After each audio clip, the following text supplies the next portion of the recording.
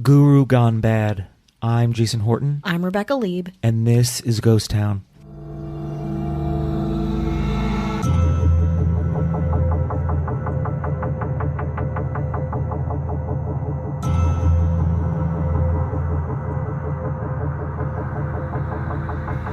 This is the divine feminine, that term, which of course every time I hear it I slightly cringe because it's overused. So this is my kind of punk rock version of what I think that is, which is it's a multi-dimensional femme consciousness that's moving through planet Earth and all of its inhabitants. And if we so choose, it will awaken us to the next vibrational frequency.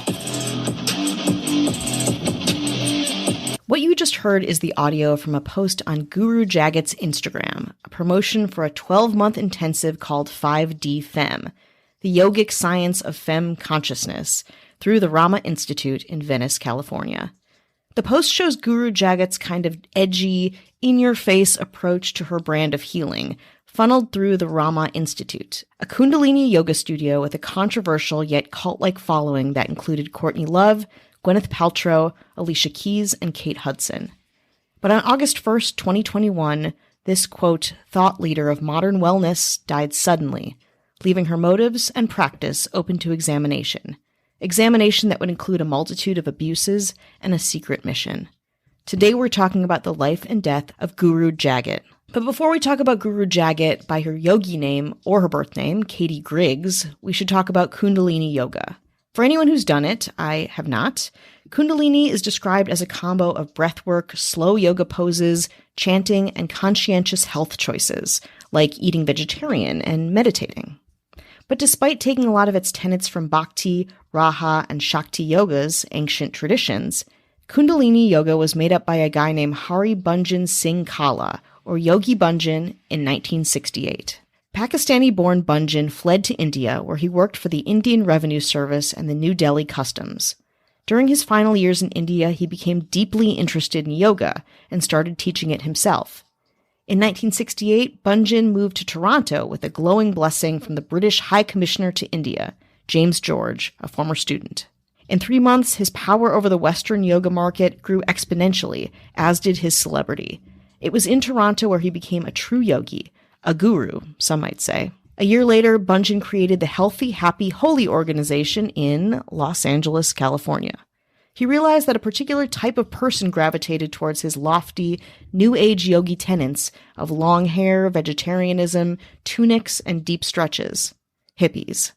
White hippies, mostly. It was a time that Americans were desperate to help the world, to look towards the East to draw in some kind of meaning or inspiration.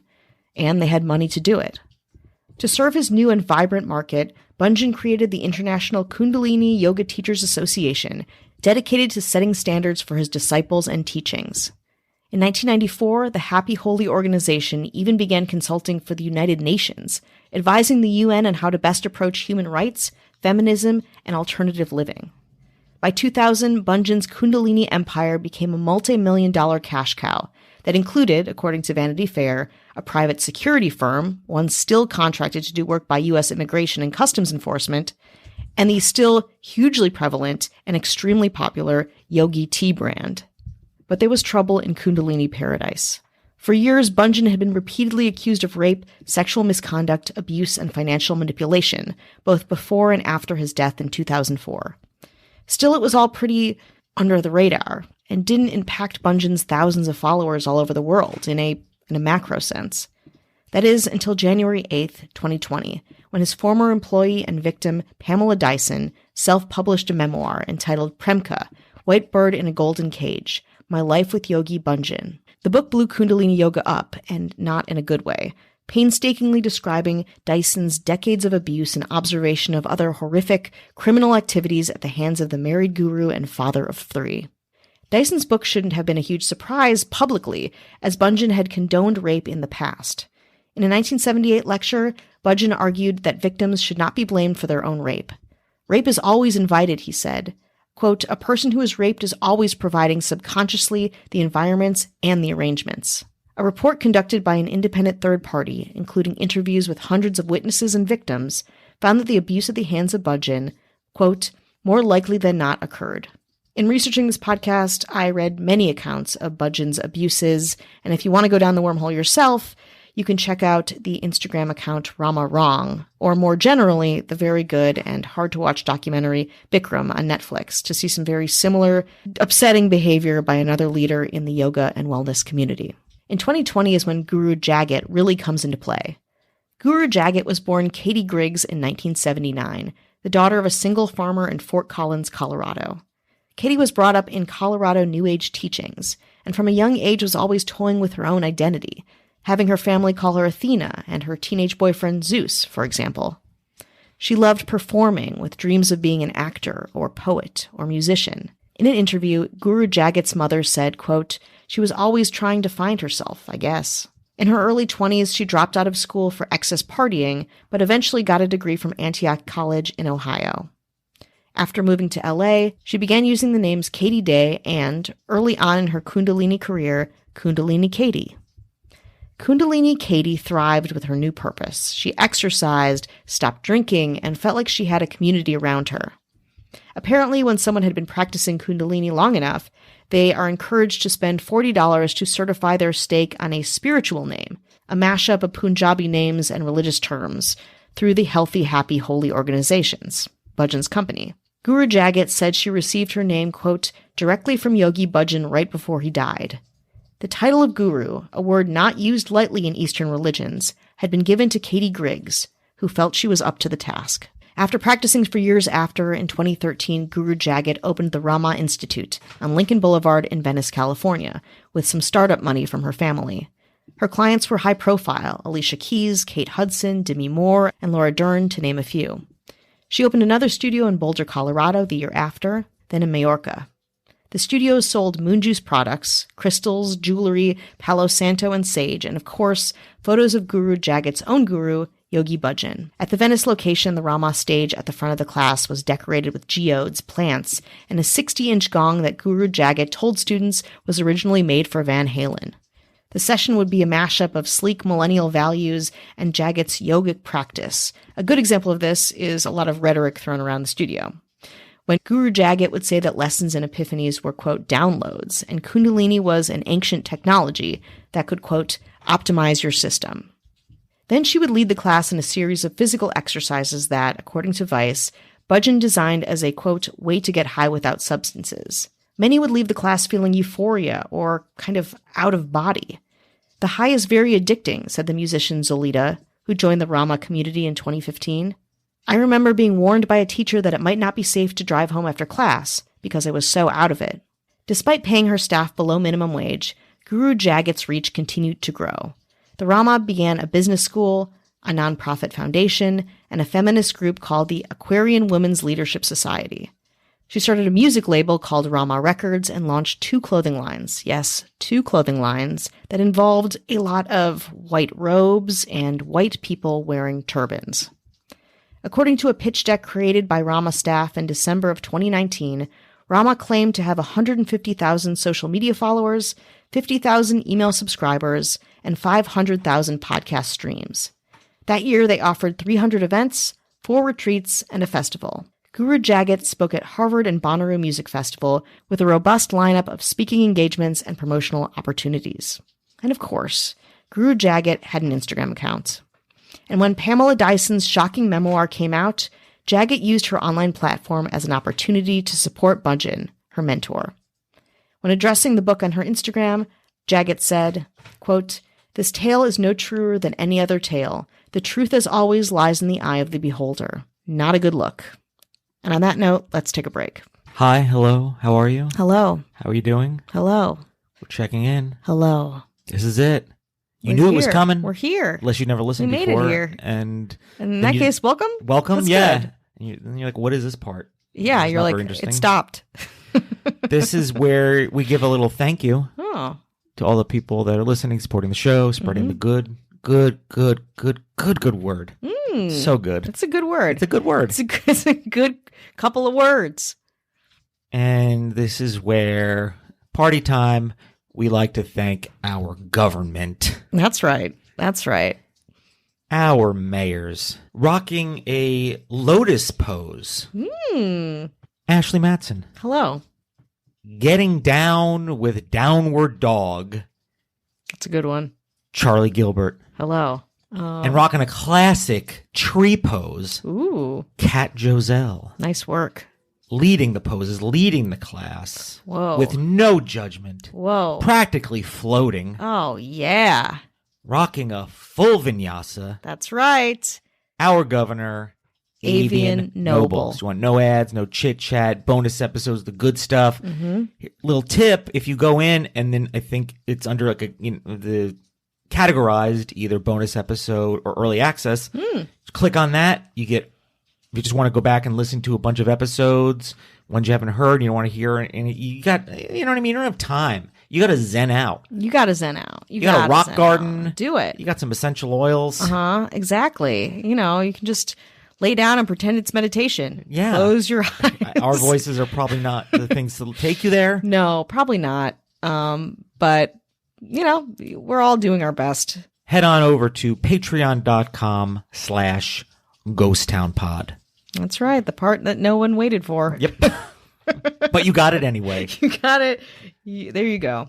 All right. Well, let's head back to Venice, California, where Guru Jagat's online promotion of her mentor, Yogi Bhajan, is triggering a backlash that inspired the Instagram account that I mentioned earlier. Rama Wrong is run by Becky Lovell and Nicole Norton, Jagat's former personal assistants. And you'll notice I am saying a lot of names of people that sound very American. During my research, they appeared to be white. I don't want to say that they are or not, but again, just think of this whole system, Kundalini Yoga, being supported by a lot of white people in the Los Angeles area.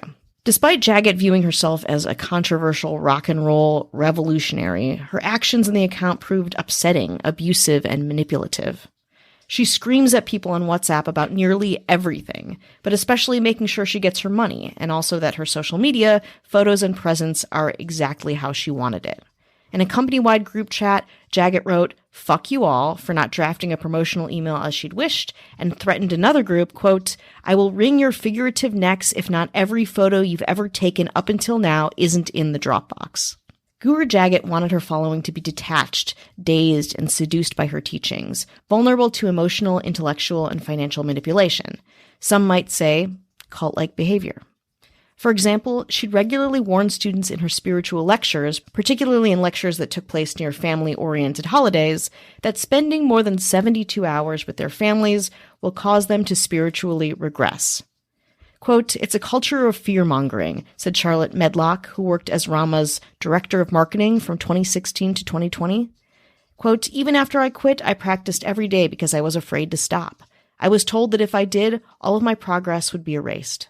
And I would be remiss if I didn't mention that Guru Jagat's platforms got even more fucking nuts during COVID.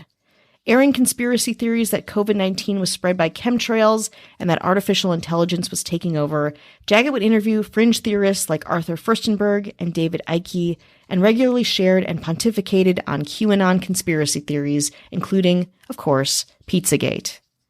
In 2021, more employees jumped ship and decided to speak out. 2 former employees of Jagat accused her of running Rama Institute as a cult. Quote, "After January 6th, I saw how dangerous she was," a former employee who wished to remain anonymous said of Jagat's habit of promoting QAnon rhetoric. Staffers were appalled to see Jagat defend an employee who described Black Lives Matter protesters as cockroaches in a company-wide WhatsApp. As one employee said, quote, "It shook me to the core." But Guru Jagat was not alone. She led Rama with the help of someone she called her greatest living spiritual teacher, a white 70-something man by the name of Hari Jiwan. Hari Jiwan had long been tied to Kundalini and Bhajan, so much so that in 2000 he spent 18 months in a federal prison for his involvement in one of Bhajan's telemarketing schemes. Those who work with Guru Jagat or close to her claim that Jagat regularly consulted Hari Jiwan before making any business decisions, and that he held a special, elevated position in the company, despite working covertly behind the scenes. Quote, "When Hari Jiwan was released from prison, he was a convicted felon in his 40s with no education or work experience. All he had were the lessons he learned as a scammer in Yogi Bhajan's cult," said Roni Korkos, who worked as a videographer for Rama from 2018 to 2020. According to Korkos, Guru Jagat was the ideal partner for Hari Jiwan to start Rama. Young, white, blonde, seemingly secular, and lip syncs to rap videos online. Yes, she lip synced to rap videos and then posted them online. There's a lot of this that is incredibly upsetting. Other employees of Rama corroborated this idea that Harijiwan had been searching for a young, charismatic woman to be front to a new studio. He had enough awareness to know that he was an old white man, and those optics would be bad for business. And of course, his record of being a convicted felon wouldn't help anything. His telemarketing scheme earned him widespread notoriety as, quote, the toner bandit, which also didn't help things, as in he was the bandit of printer toner. He stole a lot of printer toner. It's all very fucking weird. But the partnership, or really the brand, of Guru Jagat was huge until 2020 and even into 2021. But mid-2021, things started falling apart. On August 1st, 2021, at the age of 41, Guru Jagat died of a cardiac arrest caused by a pulmonary embolism following a surgery on her ankle. I've gathered that she had the surgery and got on a plane, which put a lot of strain on her heart. Again, that's something that I talked to a couple people about. Not something that was widely publicized or written about via journalists. It's kind of off the record. It was overall, whatever specifically happened, a strange and sudden death that shook the Kundalini community and left her dissenters dazed and confused. We will be forever changed by the legacy she created. Rama Institute will continue to move forward with her vision, the Rama Institute said in a post on Instagram. At her funeral in Hollywood Forever Cemetery, we've done a couple episodes on that, really interesting place, Harijiwan, her living mentor, gave a eulogy, of course. He said that Katie would return one day in the future as a little girl attending Rama University, Jagat's name for an educational center she had been in the works creating.